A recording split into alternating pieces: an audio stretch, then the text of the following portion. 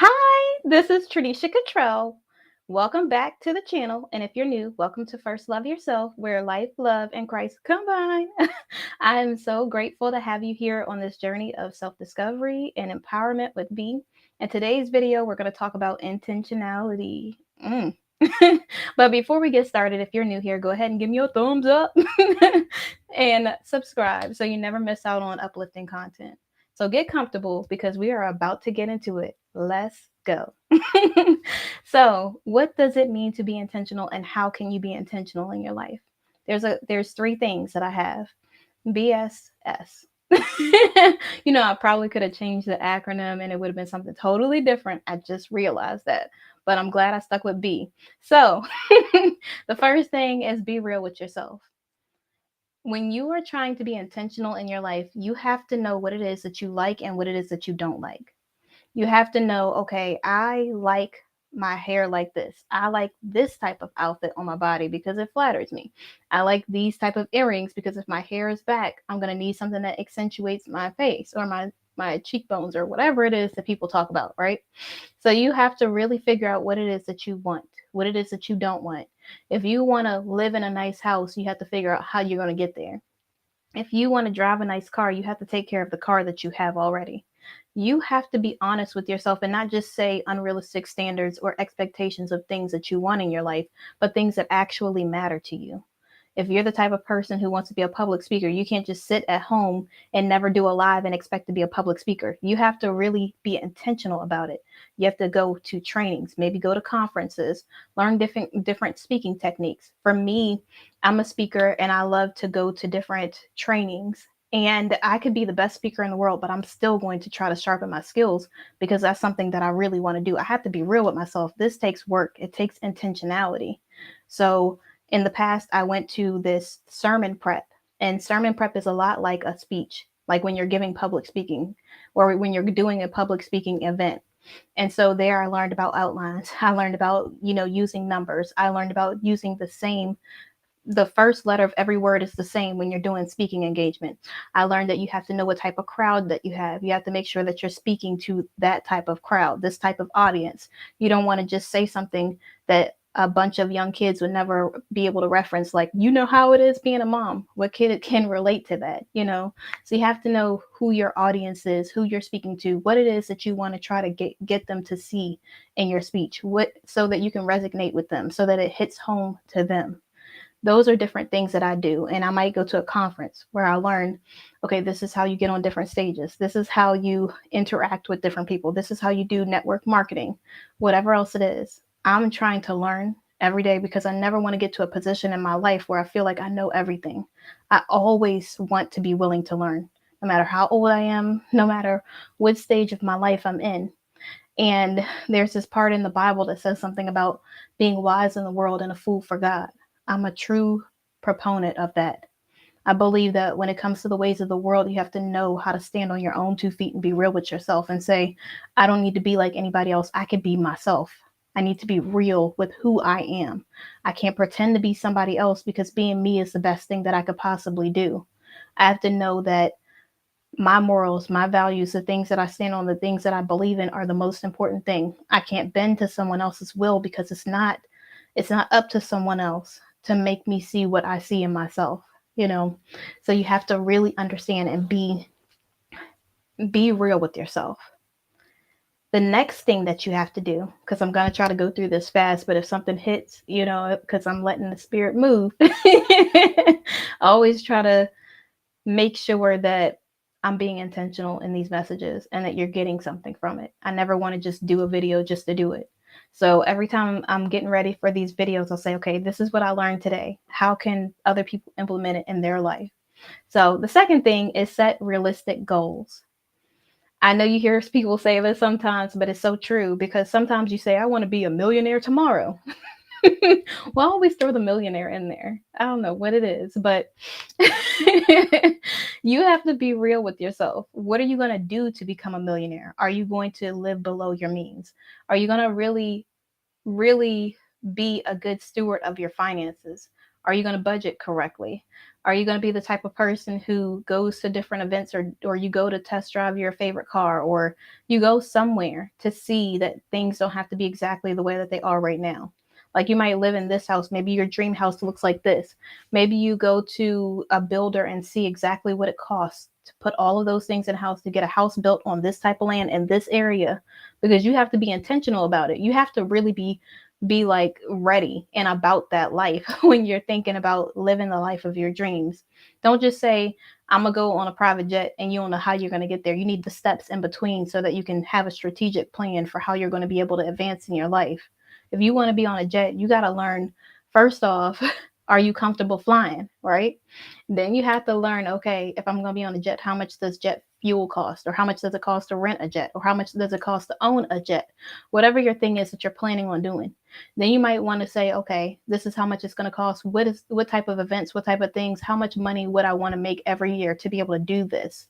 And then you have to set your intention. Okay, if I'm going to make this much money, if I'm at a job that makes 20,000, obviously that's not the job I'm going to have the rest of my life. If I want to be owning a jet, or if I want to be flying on a jet, or if I want to rent out jets, I'm going to have a job that's more realistic or aligned with the goals that I'm setting forth for my life. And you don't just get there in one day. And I'm not talking about the one in a million, not the exception to the rule like TG says. I'm talking about realistic game plan, because for 98% of us, we're going to have to be intentional and actually work for the things that we want. It's only a small portion of people that just, in the blink of an eye, all of a sudden their situation changes. And I don't mean God stepped in and changed things in your life, because God does that. We know that. I'm talking about when you're living life and you're waiting for somebody to come save you. You have to save yourself. You have to realize that you have to be willing to put in the work. This man that you think is going to come into your life is not going to make you happy. I don't know where that came from, but somebody needed that.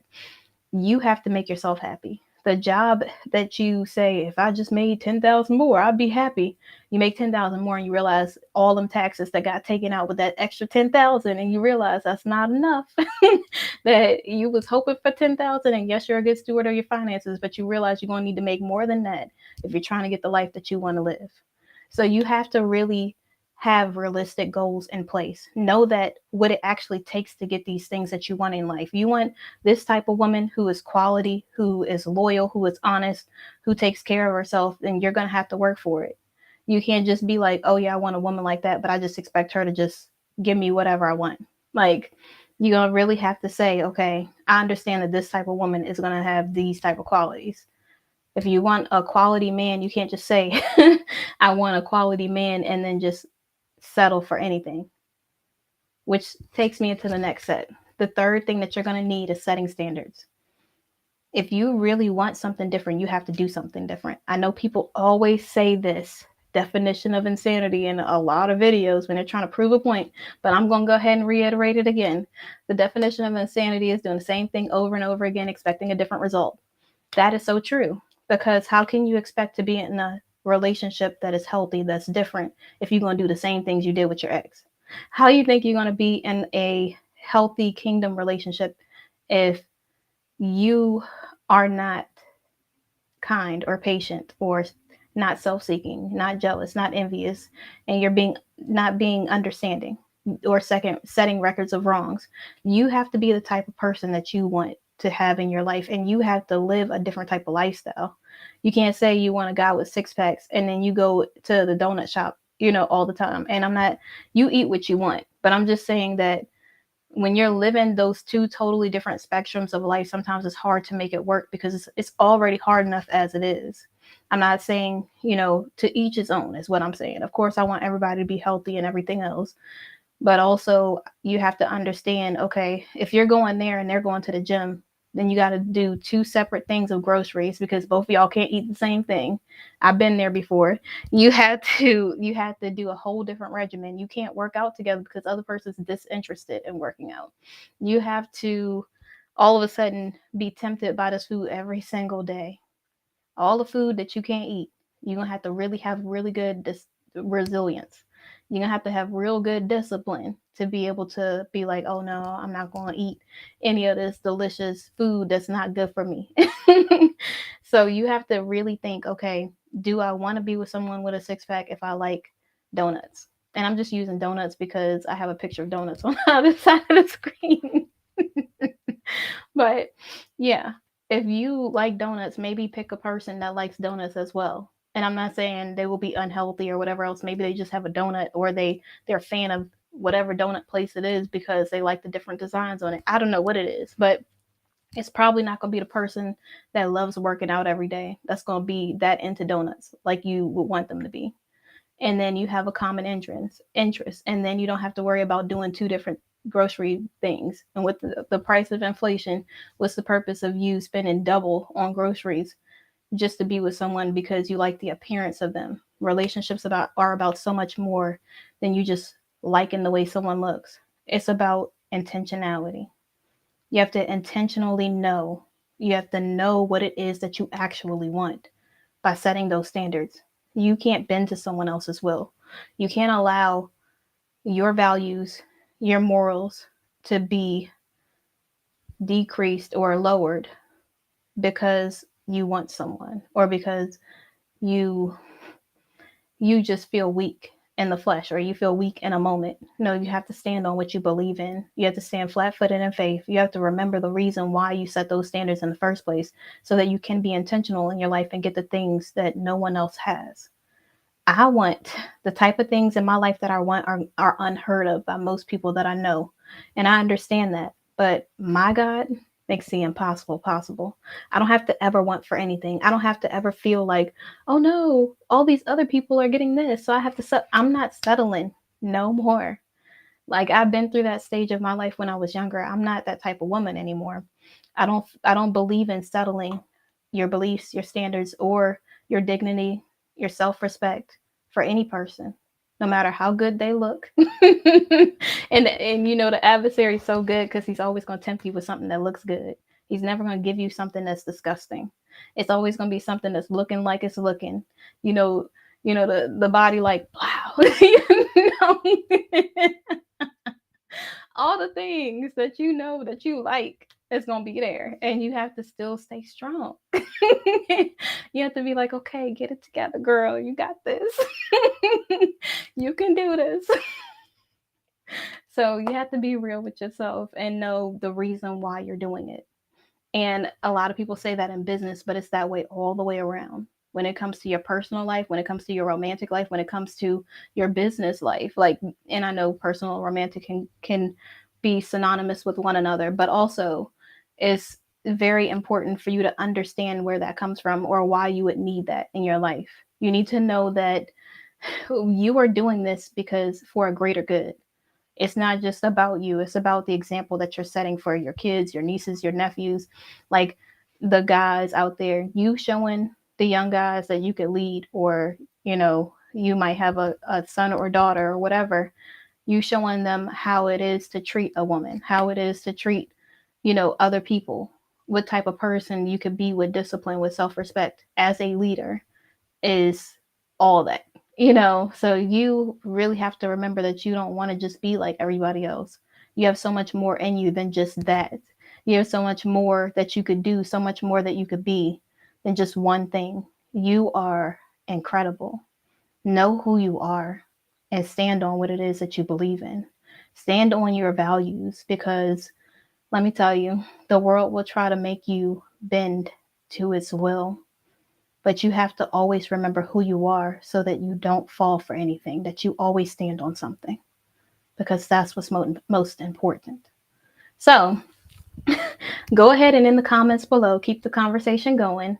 Write what you are going to be intentional about in your life. Write the goal that you have, or the dreams that you have for your life. Maybe you want to own your own house one day. Maybe you want to fly on a private jet, or you want to go on a yacht. Or maybe it's not something like that. Maybe you want to be a mother. Whatever it is, put it in the comment in Jesus' name.